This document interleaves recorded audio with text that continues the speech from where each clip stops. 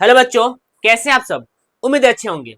आज विश्व के बहुत ही महान और जाने माने क्रांतिकारी सम्राट नेपोलियन का जिक्र करने वाला हूं। नेपोलियन की जीवनी को आज डिस्कस करने वाला हूं। और नेपोलियन वो शख्स था जो अपने जीवन में किसी भी असंभव काम को संभव कर दिखाया। कभी भी किसी भी काम में वह किसी भी काम को असंभव माना ही नहीं।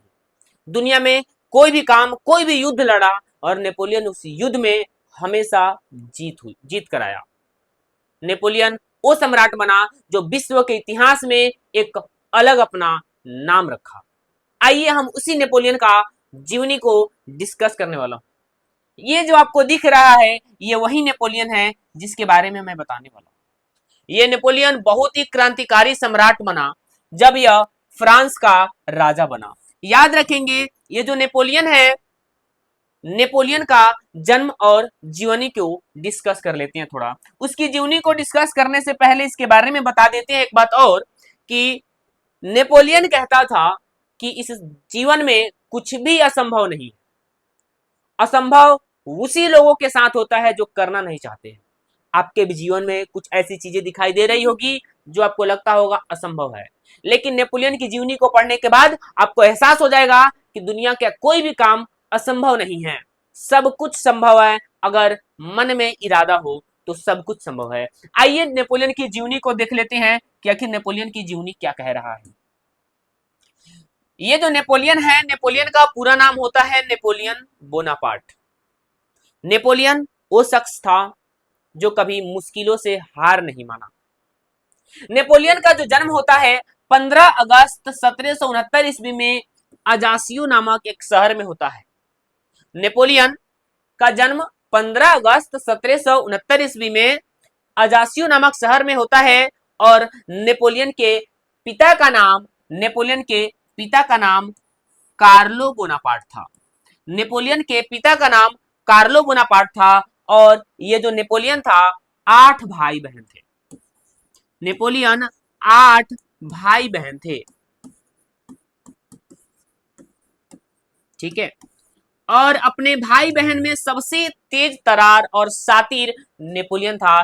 इसीलिए नेपोलियन को 9 वर्ष की उम्र में नेपोलियन को 9 वर्ष की उम्र में, मात्र 9 वर्ष की उम्र में फ्रांस में पढ़ाई करने का मौका मिल जाता है।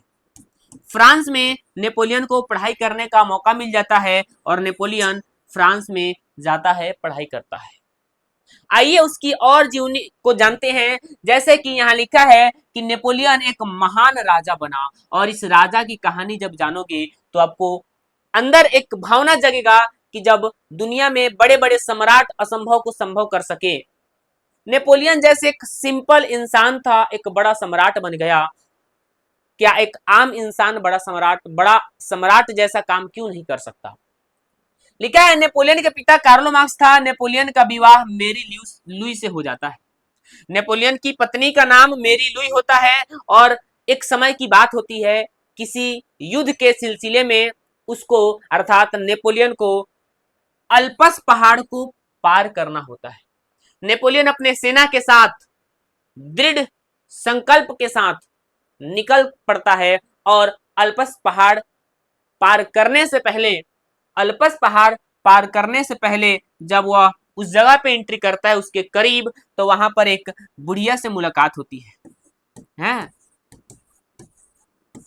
नेपोलियन बोनापार्ट को एक बुढ़िया से मुलाकात होती है और बुढ़िया कहती है कि कोई भी ऐसा शख्स नहीं, कोई भी ऐसा सम्राट नहीं जो इस अल्पस पहाड़ को पार सके। ए नेपोलियन, तुम वापस चल जाओ, नहीं तो ना तुम बचोगे ना तुम्हारा कोई सेना बचेगा। वापस चले जाओ। नेपोलियन जैसे ही इस बात को सुना, बूढ़ी दादी माँ को नेपोलियन कहा कि तुमने मेरा हौसला बुलंद कर दिया और अब मैं इस पहाड़ को पार करूंगा और अवश्य पार करूंगा।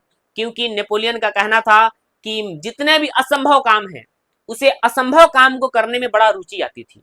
और उसको एक बात हौसला मिला कि अल्पस पहाड़ को पार करना बड़ा मुश्किल था, असंभव था। लेकिन नेपोलियन जो शख्स था उस अपने साथ सेना को ले जा रहा था। सेना को जब यह बात पता चला कि अल्पस पहाड़ को पार करना असंभव है, कोई भी सेना इसे पार नहीं कर पाया है आज तक, तो सेना उस पहाड़ को पार करने से मना कर देती। नेपोलियन कहता है कि कुछ भी असंभव नहीं है, सब कुछ संभव है, हम चलेंगे और उसे पार करेंगे।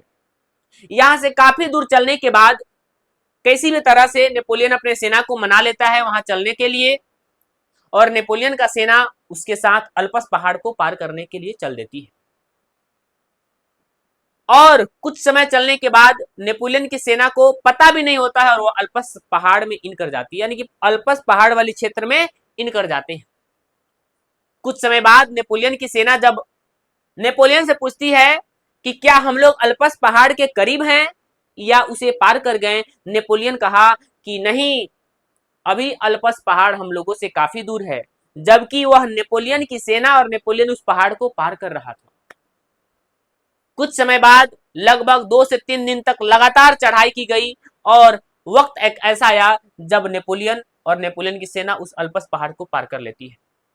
और जब अल्पस पहाड़ को नेपोलियन और नेपोलियन की सेना पार कर लेती है, जब नेपोलियन की सेना पूछता है नेपोलियन से कि अब हम लोग अल्पस पहाड़ के करीब कब पहुंचेंगे, कब पार करेंगे, तब तक नेपोलियन का एक जवाब आता है कि तुम्हें पता भी नहीं चला और हम लोग क्या बात पूछ रहे हो, हम लोग इस अल्पस पहाड़ को पार कर दिए। जैसे ही यह बात नेपोलियन की सेना सुनी, नेपोलियन की सेना का हौसला और बुलंद हो जाता है और नेपोलियन की सेना के मन में आता है कि हमारा जब गाइडर, हमारा जब सेनापति इतना शातिर है कि पता ही नहीं चला और हम इतने बड़े असंभव काम को संभव कर दिए, तो हमारे लिए कोई भी युद्ध असंभव नहीं है। यानी कितना बड़ा असंभव काम को नेपोलियन आसानी से कर दिया और जिस मकसद से वो निकला था उस मकसद में उसे कामयाबी मिलती है।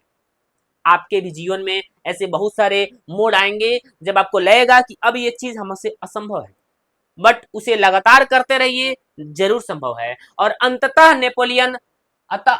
नेपोलियन बोनापार्ट फ्रांस का सम्राट बन जाता है। अंततः नेपोलियन बोनापार्ट फ्रांस का सम्राट बन जाता है। और याद रखेंगे, ये जो नेपोलियन बोनापार्ट है, ये जो नेपोलियन बोनापार्ट है 1789 ईस्वी में 1789 ईस्वी में जब फ्रांस में फ्रांसीसी क्रांति होती है, उस समय वह फ्रांस का सेनापति था। महज 27 वर्ष की उम्र में नेपोलियन इटली का सेना प्रमुख बन चुका था। और याद रखेंगे, महज मिडिल उम्र में ही, यानी कि बहुत ही कम उम्र में ही उसके पिता के सर का, मतलब उसके पिता का छाया उसके सर से हट जाता है। नेपोलियन अकेला हो जाता है, आर्मी की सेना में बहुत ही कम उम्र में शामिल होता है, यानी कि फ्रांस की सेना में बहुत ही कम उम्र में शामिल होता है। और 1789 ईस्वी तक नेपोलियन फ्रांस का सेनापति था, यानी कि, और इसी समय 1789 ईस्वी में फ्रांस में क्रांति होती है और नेपोलियन के अंदर राजा बनने का ख्वाब आता है और नेपोलियन राजनीति में प्रवेश कर जाता है। जब नेपोलियन राजनीति में प्रवेश किया तो जनता को अपनी तरफ आकर्षित किया और जनता नेपोलियन की बहुत सारी बात मान रही थी, क्योंकि जब फ्रांस का राजा उस समय लुई 16वां था, अच्छा से शासन नहीं कर रहा था, जनता लुई 16वां से खुश नहीं थी। फिर उसी का फायदा उठाया, जनता को अपनी तरफ आकर्षित करने के लिए बहुत भाषण दिया और वैसे भी नेपोलियन अच्छा काम कर रहा था, जनता इसके सपोर्ट में आ गई और अंततः 1804 में यह फ्रांस का राजा बन जाता है। अंततः 1804 ईस्वी में फ्रांस का राजा नेपोलियन बोनापार्ट बन जाता है। और नेपोलियन बोनापार्ट जैसे ही फ्रांस का राजा बना, फ्रांस को एक बहुत ही समृद्ध और विकसित देश को बनाने में इसका बहुत बड़ा योगदान रहा और धीरे धीरे फ्रांस दुनिया के सबसे शक्तिशाली देश के रूप में उभरता हुआ सितारा दिख रहा था। लेकिन बगल के देश को यह पसंद नहीं था और 1815 ईस्वी में नेपोलियन को उसकी राजगद्दी से हटा दी जाती है। कुछ बगल के देश साजिश करते हैं और नेपोलियन से युद्ध लड़ते हैं, यानी कि फ्रांस से युद्ध लड़ते हैं और नेपोलियन की हार हो जाती है। नेपोलियन को बंदी बना लिया जाता है और नेपोलियन को सेंट हेलेना नामक द्वीप पर छोड़ दिया जाता है, जहां नेपोलियन की मृत्यु हो जाती है और वह सन था 1821 ईस्वी में फाइनली नेपोलियन की मृत्यु हो जाती है। ये था नेपोलियन की कहानी। आपको किसी प्रकार के कंफ्यूजन हो, डाउट्स हो तो एक बार कमेंट बॉक्स में जरूर करें और आपको अगर लेक्चर पसंद आया हो तो इसे शेयर सब्सक्राइब जरूर कर लें तथा लाइक भी कर लें।